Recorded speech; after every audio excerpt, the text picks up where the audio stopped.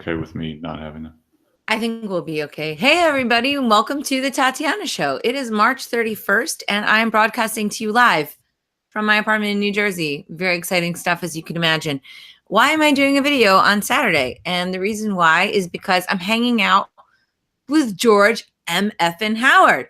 George and I have been hanging out and talking about music and blockchain for a really long time. He has a really illustrious career. I'll let him sort of highlight his background. But I'm really glad that he could join us because we're going to talk about two of my favorite things, cryptocurrency and music. Yeah. Welcome to the show, George. Thanks for coming on. Thanks so much for having me. This is fun. This is, this is something I've wanted to do for a long time. So thanks a lot for having me on. Yeah, very cool. Well, we're happy to have you. We, the royal we. So I know you've been doing a lot of different things, but before we start diving into, music and blockchain, maybe you could tell people a little bit about, first of all, I mean, you started out as a musician and then you've also been doing different work stuff, music business stuff, pretty impressive. So maybe you could walk us through your background. That'd be great. Yeah, sure. I'm happy to. So, I aspire to pretty impressive, right? I'm still a musician, I'm a guitar player and kind of started out that way back a million years ago playing in bands, and a little band that I was in got signed to a equally little label, and I kind of observed and thought, well, this doesn't seem that hard to me. And admittedly, this is sort of the early 90s, so there was no internet. So it was like, you couldn't Google how to put records out or whatever. It was like a drug deal. You kind of had to know a guy, but I knew a guy. And so I was surrounded by really talented friends, and I just started putting records out of my, my dorm room. And the timing was right and good. I had a little wind behind my sails. I'd say just dominantly because of the time. This was the era when sort of indie rock, or whatever you want to call it, this was the era of Kurt Cobain, college rock or whatever, was really, really crossing over into the mainstream. And I got swept into that vortex a little bit, which led to a partnership with a much bigger label called Rykodisc, which at the time was the world's first CD only label. And that's sort of a through line in my career. Like, it's easier to look at these things sort of in reverse, or in the rearview mirror. But, I tilt towards tech and art. There's some combination. Like when I focus on those things seem to work out for me. So, in any case, I ended up running that label, Rykodisc, and that was sold to Warner in 2004. How old were you at this time? Because if you're just out of college and doing the music, well, no, there was quite a gap. I ran my little label under the Ryko roof for a while, and then I was like 30 when I was young. I was too young, to be quite honest. But I was promoted up to run the label at a too young age, probably. But I did it, and I did okay. I had a lot of hustle, but I didn't really have any training. So after we sold the label, I determined that I did want to get that training. I became an entrepreneur in residence at a college down in New Orleans, Loyola, and where I taught in the business school, and but I was able to take courses down there too. So I enrolled in the JD MBA program. So I got my law degree and my MBA, which was a way to try to put some meat on the bones of my experience, right? Just to try to tie together. It was a good move. It's hard, but it was a good move. And at the same time, I co-founded another company called TuneCore with Jeff Price, which is dominantly, it's Jeff's company, but I helped him sort of get it off the ground and did a lot of work on that for a lot of years, a lot of different ways. And I'm proud of that. That was, again, one of these technological motives, almost as much as anything else, where it was like, okay, how do we disintermediate? How do we use this new technology, which at the time, 2005 or whatever, the new technology was still kind of the internet. It certainly, the internet's been around since 1959, but the sort of www layer and the emergence of social media and stuff was another thing I gravitated to. And then I was managing artists. I was managing Carly Simon at the time, and composer Mark Isham. And how did that happen? There's a lot of, I don't want to interrupt your story, but there's a lot of little interjections. How did the whole Carly Simon thing happen? I'm a big Carly Simon fan since I was a kid. Yeah, she's amazing. Well, I mean, it was a bunch of things. I mean, it was, just being in the world and doing the business. And then, I mean, I guess the real answer is, at the time I had a place in Martha's Vineyard, and so I got to know her kind of as friends or whatever. And then she needed someone for some really specific needs. I've never really thought of myself as a manager. When you run a label, you kind of by default become a manager. So it was something I was familiar with. And yeah, I mean, she's an icon. It was a real honor. But she had some specific needs that I was able to address. But in no ways was she a sort of traditional management client. Dominantly because she doesn't tour, So it was a lot of advising stuff. And same with Isham, just this incredibly brilliant composer. So you can, management you can define a lot of different ways. But the observation I had kind of in the 2007 time, which was really the dawn of social media, was that all these skills that I had sort of taught myself to try to get through the music business, succeed in the music business, were really applicable and fungible or whatever to other businesses, other industries. And so I kind of came up with this thesis that's been the driving one for me for a really long time since then, which is sort of the music business is, as I say, like a canary in a coal mine. It's sort of as goes the music business, so goes other businesses. And there's a variety of reasons, other industries, variety of reasons for that. But it's a useful sort of lens, and that led me to do work with a lot of non-music clients through my consulting firm, whether it's CVS Pharmacy or Intel or National Public Radio, or I mean, I've got lots of clients right now that don't have anything to do with music, and I like that. My heart, my soul, my passion is art and music, but there's a nice sort of, I don't know, I think the music business can get a little echo chambery, and also you have a lot of people who have been in the music business their entire careers. And I think you need, I mean, it's I don't know, first rule of thermodynamics, entropy, right? I mean, like closed systems kind of fall apart, and so I try to keep the system open and keep sort of extra energy coming in. In any case, moved back to Boston in 2011, now teach at Brown and at Berklee College of Music. And then, have started a bunch of companies in the interim. Music Audience Exchange, which is, sort of designed to do for brands and artists and radio what TuneCore did, disintermediate. That's based in Texas and is really, really proud of that. Doing good work, growing like crazy. Working with a company called Riptide Music Group, which is a cool publishing company. I'm there. Titles are so stupid, but they gave me the Chief Innovation Officer title, just keeping busy with lots of things. But it's always this through line of art and technology, and I think as humans we try to find purpose, right? You try to find that thing that gives you meaning, and then if you're lucky, your work is just natural byproducts of that. So for me, teaching and entrepreneurship and law and all, it's all of the same thread. And in 2000, I don't know, what year was it, Tatiana? I mean, 5 years ago or so, like, Bitcoin was sort of emerging out of the shadows a little bit. It was still deeply in the shadows for many people, but I was interested in that just as sort of a technologist, but I was much more interested in the underlying substrate, the blockchain layer. And, I guess that brings us somewhat to the main topic, and we can take it however you want. But the same impulse for me that I had, coding on a Commodore 64 and making little music programs when I was 11 or 12, or starting my own label, or starting TuneCore, or starting Max. I mean, there's always this through line of tech and art. And so blockchain was just a really, again, like I said, just a real natural byproduct. It doesn't, I'm over or frustrated. I don't know that I ever was there. Like the fetishization, if that's a word, of blockchain.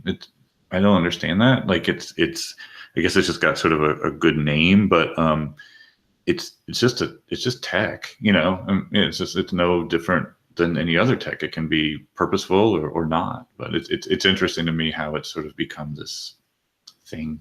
Anyway.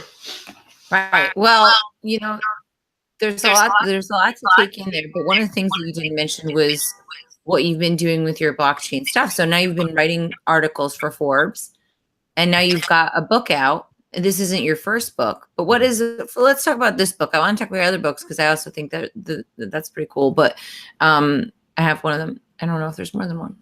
Anyway, tell me about this book, and you did a compilation, right? Yeah, so I mean, the book is called Everything in Its Right Place, and I'm fortunate enough to know and work with sort of the Radiohead team, so I got the okay to use that title. And the subtitle is how blockchain technology will lead to a more transparent music industry, and it as you say, it grew out of. I'm lucky enough to have a column in Forbes, and they kind of let me write whatever I want, as long as it sort of straddles music, business, technology, whatever. So, for me, I think better when I write, and I'm lucky because of the column. I can get people that otherwise maybe wouldn't talk to me, who are certainly a lot smarter than I am, to talk, just because of we get to be in Forbes, I guess. But whatever. So as I got more interested in this thread of, well, how might blockchain relate to music? Because I just saw Bitcoin as it's just software, and it's software that has a real need to be sort of tracked and sort of codified, and I just thought, well, if you can do that for money, my lord, why can't we also do it for IP? And so music, and so I set out to look for those fellow travelers. We didn't really know each other at the time, but I guess it's probably how we got to know each other. But so I talked to some of the early adapters, whether it's Imogen Heap or D.A. Wallach or Zoe Keating, or the usual suspects, right? And that led to all sorts of other interesting people, and I ended up writing, I don't know how many, 30, 40 pieces, some think pieces, some just my own thoughts on it, and a lot of interviews. And I tried to cast a wide net just beyond sort of artists, but talked to venture capitalists that also had some interest in art. So Bill Tye, did a bunch of interviews with him, and Andy Weissman from USV, Ryan Leslie, the really amazing sort of hip hop guy and entrepreneur himself. So it's really like a travel log. It's obviously I'm not going back and rereading it now, but through the editing process, there's a nice sort of through line about how the thoughts evolved, and then obviously I wrote an intro and just tried to sort of sum up kind of where we are now, and the books are dated the moment you finish them, but I think it does provide sort of an interesting kind of overview of the early development of blockchain and music, blockchain generally. We're at, Bezos is fond of saying kind of day one of the internet or whatever. We're kind of at like hour one of blockchain, probably. So where do you think that things are going? You're saying that this is a culmination. Where do you think we are in 2018? The markets are a little bit down. So, we're going into Q2, I guess. So what's going to happen? Where do you think things are going? We work together on token.fm, and there's some music angles, but what about the whole industry? I want to get into music thing, but where do you think the industry itself is going? What are you most excited about? Well, look, I think so. There's a sort of theory. It was originally called the Lindy effect, and then Nassim Taleb sort of built it out in his book Anti-Fragile. And the idea is that certain things, certain technology, certain people, I guess, certain whatever, will not only be able to sort of survive threats or attacks or whatever, difficulties, but will get stronger from them, right? So the whole theory of anti-fragility versus fragility is some things, will sort of withstand difficulties, challenges, and Taleb calls those robust, right? You can just sort of, you don't necessarily get better or worse, you just sort of weather the storm. Things that get killed by difficulties or challenges, he deems fragile, right? So like a strong gust of wind will blow them over.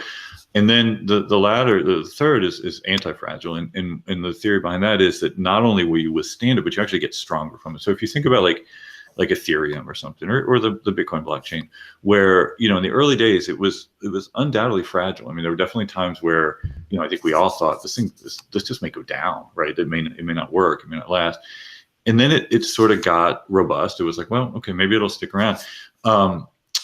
Now I think you can make a pretty plausible argument that we've sort of entered anti-fragile land, where like if you look at code exploitations, if you look at Mt.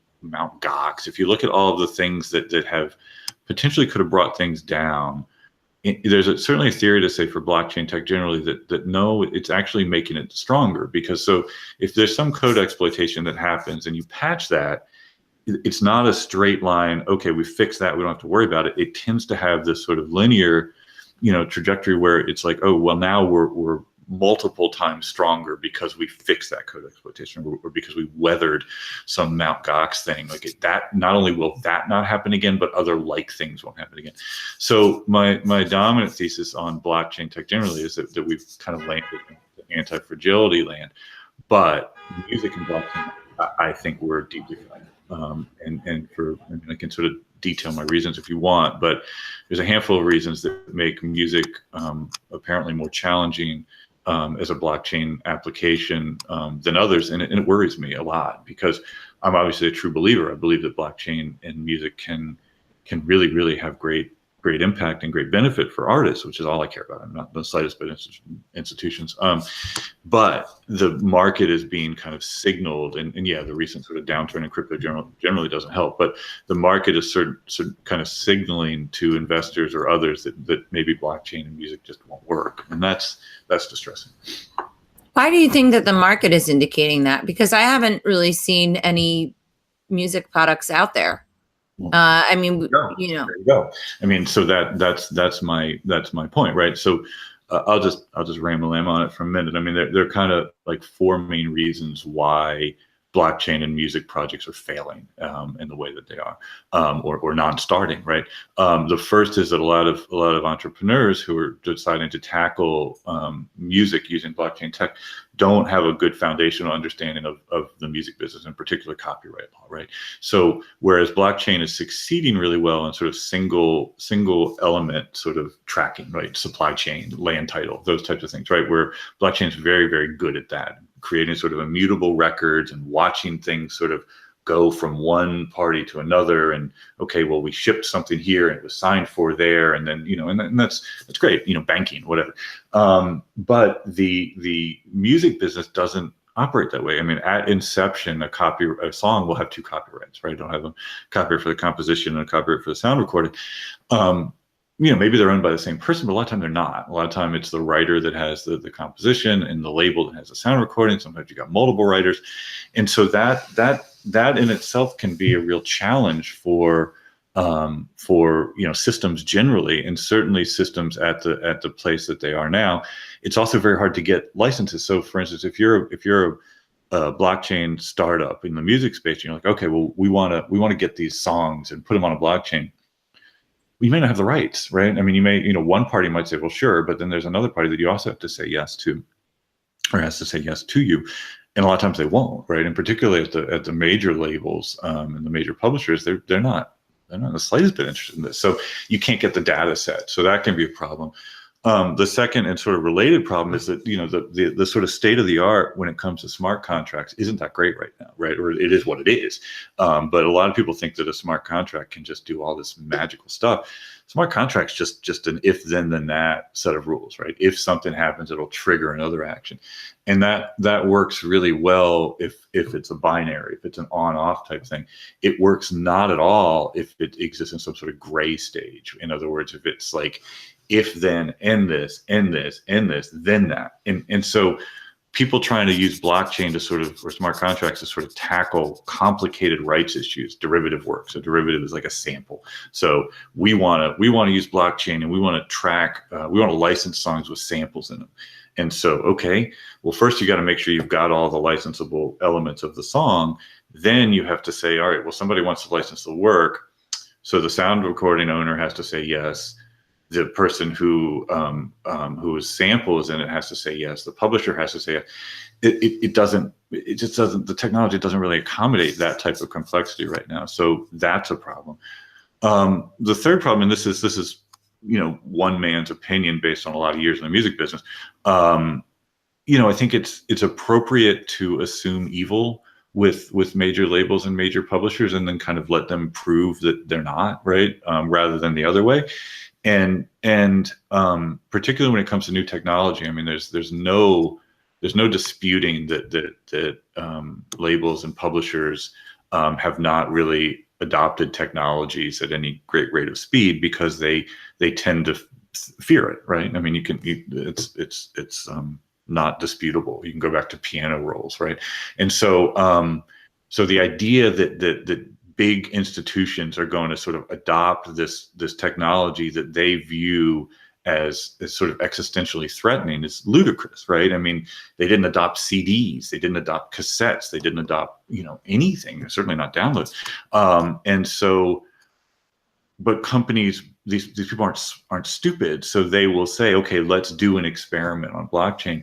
But oftentimes they will what's known as sandbag. In other words, they'll say, okay, yeah, we want to bring you in, we want to do a project, and then they'll sort of set it up for failure, either intentionally or just sort of by design.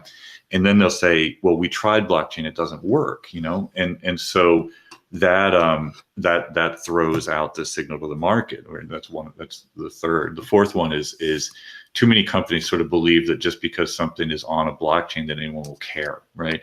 So just because you've got a music service or whatever that's got some blockchain component, so what? The customer doesn't care, right? And so you lack what's known as network effect. You lack the ability to sort of have a two-sided market that gets more valuable because of more participants. So so those four things combined, to my mind, sort of both answer your statement of or speak to your statement of like why you haven't seen any, and then also my belief that we're just signaling, really sending a bad signal to the market that just won't work. So all of my projects on the blockchain try to come at things looking at those four problems and not making sure that we don't do those things, avoid those problems.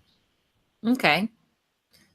I don't agree with everything to a certain extent, because I don't know if you need the infrastructure in order for it to be useful for an artist.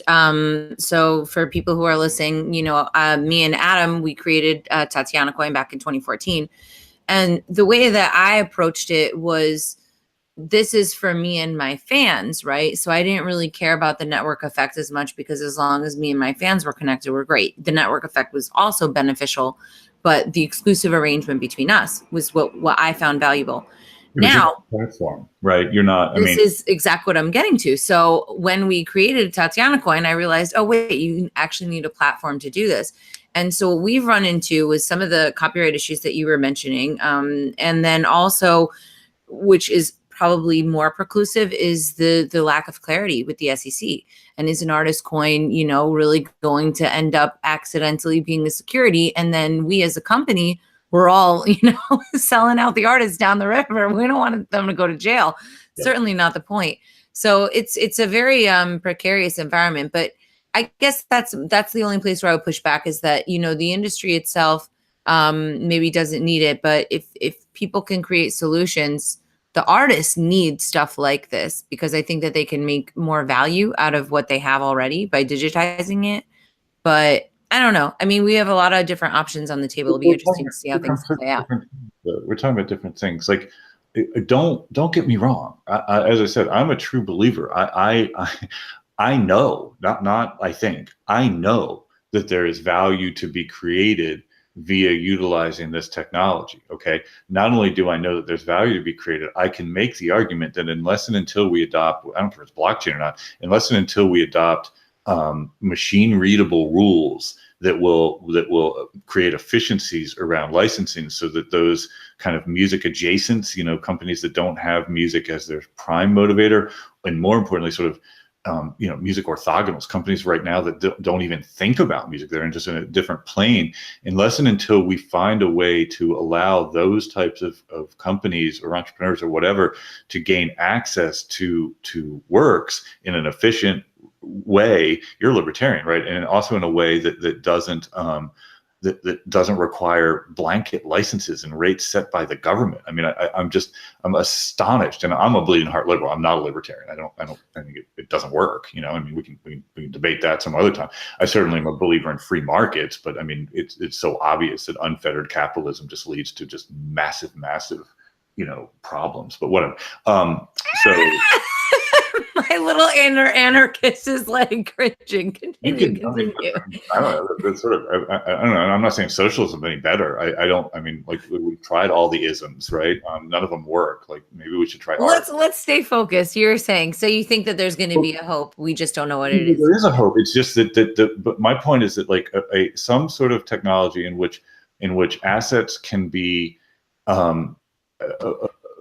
found, right, and then be transacted with at prices, fair market prices, through machine readable rules, that'll work. I mean but right now they're incumbents and they're stupid entrepreneurs, to be quite honest, that are making that seem implausible. And so, I mean, I was in Salzburg a week ago. You can't trash talk the people you met. No, I'm not.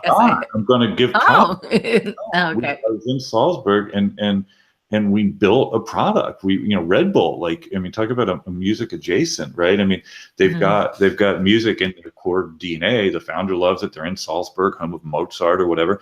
Like I candidly think their product is pure poison, but be that as it may, like they genuinely seem to have as one of their values some care of music or art or something. It's weird, but so be it. But no, we built a product, and the key was to look at the challenge or whatever opportunity through that lens of those four things that I just said. Like the first thing I said was, when we're trying to tackle this thing, was we have to start with a data set, with a group with a collection catalog of works that's licensed by a single entity. Like they have, if you don't have, it's a non-starter. It's just a non-starter. If you say, okay, well, we've got 1,000 or 1,000,000 tracks in the system and there are multiple parties, it won't work right now, right? So fortunately, Red Bull has that. They've got tracks that they own and control and can do with what they will, right? And so then we were able to create efficiencies around that and build off of it. And we didn't have to go to some major label or whatever. I mean, can you imagine? It's like, so there are ways to do this. And we built something that actually works. It's, I was at South by, I'm not going to trash talk anybody in particular, but I'll trash talk the kind of state of the blockchain world generally. People don't know what the fuck they're talking about at this point. And in 2018, that's annoying, right? And it's inexcusable. And like I moderated a bunch of panels, I did a bunch of shit, and I walked away from South by 2018 feeling like we had done nothing to show signs of life beyond what was 2017. It's like, what are we doing? And I moderate these panels, and like I would just sort of beg the participants to explain in plain English what their product is, what problem they're solving, and why they need a blockchain to do it. And you should have heard, and it's just like, and eventually the audience like got it. They there's nothing there. And again, I won't name names, but there's just nothing there. It's just maybe they'll. I mean, it's okay. I'm an entrepreneur. I mean, you're always sort of skating to where the puck is or whatever, going to or whatever, rather than where it is. But at a certain point, you have to ship. You have to put a product out there and smoke test it. Maybe it'll work, maybe it won't. You do. So what do artists do in the meantime? So you wrote a book to help artists how to get signed. Do artists even want to get signed? What? Isn't that what you told? That's like saying over there, getting signed or something, right? I don't know what's the book about? The book that you wrote, your music book for artists. That was 1,000,000 years ago, and I hate that title. And the publisher made me say that title because I think getting signed is always the wrong thing to do. Oh, okay. Because I was like, did I get the title wrong? You're like, what's that book that you're talking about? I wanted it to be called An Insider's Guide to the Record Industry, which I think is a fine title. It's probably too long. But they said, well, but that won't sell. I said, well, it will. And they said, well, stick getting signed on it. Whatever. But it's actually a good point. Like, yeah, that's what artists think. They think that is the ticket to the promised land, and actually, I don't think it is. Artists, everybody wants somebody to make their life easier, and everybody wants somebody to tell them they're great. I mean, like we all want that. We all want somebody to make our lives easier, and we all want somebody to tell us we're great, right? But you can give up a lot for that. I mean, I just wrote a piece for Forbes, I think, where I said, I can walk into a classroom of 150 Berkeley students or whatever, and say, how many of you believe that you must have a label to succeed in 2018? And no hands will go up. And I'll say, how many believe that the contracts that you're going to get from a label are going to be fair and balanced? And no hands go up. And I say, but if whatever, insert major label A&R person, whoever you want, walks into this room and says, I want to give you a record contract, right? How many people would sign it? And 2/3 of the hands go up, right? And it makes all the sense in the world. It's because these artists have spent their life as outliers, as artists are, right, and not getting any type of real validation, and they want desperately to be told by somebody that has credibility that their work is good, so that they can then say, hey, Mom, all those years and all that shit that I went through and never getting any sort of validation, I'm a real artist now, right? Because I'm signed to Universal or something, right? And the labels know this. The labels 100% know that what they're selling right now is not a service. They're selling validation. And that's why these deals will never change. Why would they? So I'm done. And there's so many things there to take apart. But one of the things that really resonated with me was the need for validation, and something that I realized. So my entire life, all I want to be is an artist. It's like since I was like 3. And I went to this show in Hotel Cafe in LA. And I remember years ago when I was hitting the pavement and slaving around trying to make something out of my music career, thinking that Hotel Cafe was really like the pinnacle for a singer-songwriter visiting LA. And I went and I saw it, and I saw somebody performing, and the whole place was packed. It was a really busy night. And I looked up on that stage and I was disgusted. And I was like, God damn it. I felt so grossed out by the prospect of, like, I could sense how much they begged for acceptance from that stage. Please love me, please accept me. And I couldn't care less. And it was such a weird feeling, because all my life that's been the most important thing to me. And now, because I have blockchain, because I've built all these other purposeful things that I have gotten, I guess maybe I'm getting my validation in other ways. But I'll tell you something, the music industry to me, and that begging from people to give a shit from the stage and playing for 50 cents, maybe if you're lucky, screw all that trash. It's a slog. So artists, but you know what? They gotta suck it up, and they've got to do something different. Because then you look at shows like American Idol, right? And which is, to me, the death of music, as well as Britney Spears, two vying for the title. So I know people like singing contests and stuff, but I did one of those. And, when you look at the contract that they give you, it's the worst contract on earth. And everybody's celebrating these artists, being like, oh, they're so good. Stop being so negative. You're just miserable. It's like looking at like prostitutes and being like, they're so hot. It's like, yeah, they're prostitutes. And they have to, you know what I mean? Like, these people are not going to get fairly compensated. I'm glad that they have their dreams and they want to fulfill them really easily on a TV show. But it's such a complete misrepresentation of what being a true artist or even a musician is. It's just, it's really frustrating, and I'm glad that I'm not like yoked into that matrix anymore. Yeah. I mean, a lot to unpack there. I mean, look, I think that purpose. I mean, that was the word that resonated for me. I mean, so much of my work and is trying to help companies make sure that they're leading with purpose, not product, right? There's a big difference. And product can and does, and particularly today, gets commoditized. And by that, I mean, it gets, if you do something, that the market likes, your competitors are going to do the same thing, and then your only competitive advantage becomes price, right? So, I mean, if you look at, I kind of couldn't believe it, like when Jimmy Iovine left Apple recently, he said, well, there's just no differentiation between these music streaming services. It's something I've been saying for a real long time, right? Where you really can't differentiate between the Apple Musics, the titles, the Deezers, the Spotify's or whatever, and so because of that, what you're left with is race to the bottom with pricing.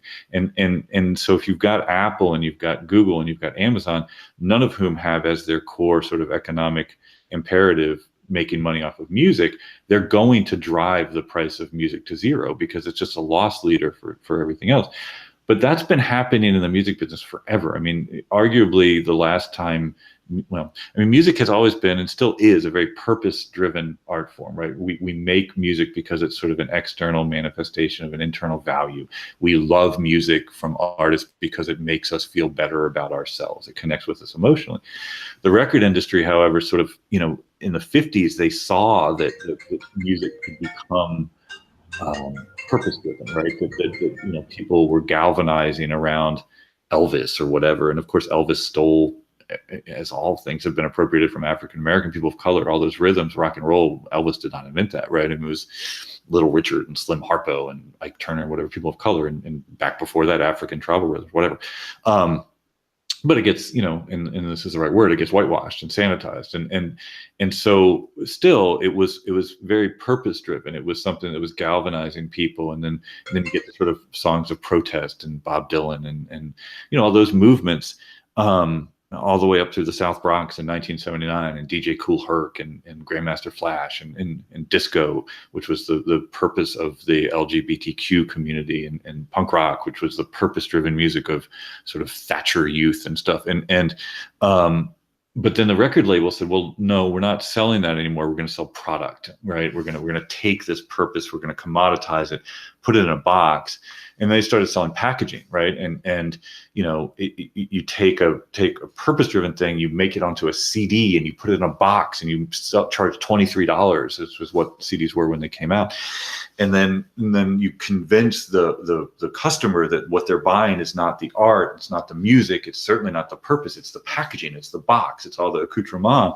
And then in 1999, along comes Napster and Sean Fanning, and essentially sets music back to what it was, which is information, sharing these things without the packaging. But then, of course, the customer goes, well, you've convinced me that I'm paying for packaging. Now the packaging's gone. Why would I pay for music, right? It makes all the sense in the world. If you convince me that I have to pay for something that I can hold rather than the underlying kind of emotional resonance for it, and then that thing disappears, what do you pay for it? So they confused sort of packaging for purpose, and it blew up, right? And so American Idol, The Voice, all those things, that's just packaging, right? That's just another form of sort of packaging and commoditizing artists. Like, my great fear right now is that, I mean, if you look at what Spotify is doing, and if you look at sort of how it intersects with our voice controlled tools.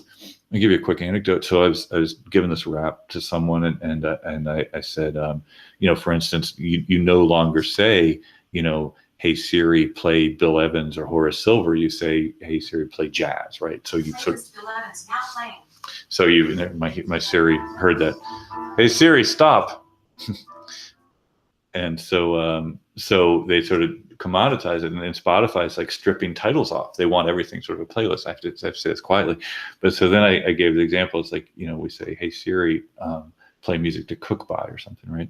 And so Siri goes, okay. House of the Rising Sun by Blackbird by Barbara Cook. Hey Siri, stop. It's the Foucault's panopticon, right? Anyway, so I gave that as an example. Siri heard me, and it pulled up Spoon, the band Spoon, the great sort of Austin, Texas band. It was like, this is our algorithms failing in real time, right? Like I said, give me music to cook by, it gave me a cooking utensil, right? So that's where we are. But how we break free of that, and corporations don't care, they just sort of want the efficiencies. How we break free of that is we have more direct and durable bonds between those creating the music and those consuming the music without intermediaries. I mean, that's the only way, where you actually reciprocally feel. It's exactly what you're saying. Like what you've done with crypto and what you've done with your art is find a community of interest that sort of, likes you as a musician, likes you as a thinker, whatever. And then you're using the technology to better coordinate that. Blockchain should be a coordinating agent, right? But if it's just used as a way to sort of create efficiencies around commoditization, what good does that do us? That's the internet. You're here. So what do artists do in the meantime? Anything? Get out and play. Yeah, get out and play. I mean, like the answer is and always will be, for any artist to succeed, they have to do two things, right? They have to make remarkable art, right? They have to make something that people will talk about, right? In business speak, that's called net promoter score. How likely you are to tell a friend about something that you dig. You have to make art that your fans will tell their friends about. It cannot just be you telling people about your art. That doesn't scale. It doesn't work, right? So you've got to do something remarkable. I can't tell you what that is. And then the second piece is to get it in front of people who are predisposed to care. You know, if Miles Davis came back from the grave and played Roundabout Midnight for my grandmother who hates jazz, she'd just be like, can you stop, right? If on the other hand, I got the biggest jazz heads in the world and I stuck some mediocre jazz player in front of them, they'd say, could you please stop, right? It has to be the two things, right? Do something remarkable, something people will talk about, and put it in front of people predisposed to care.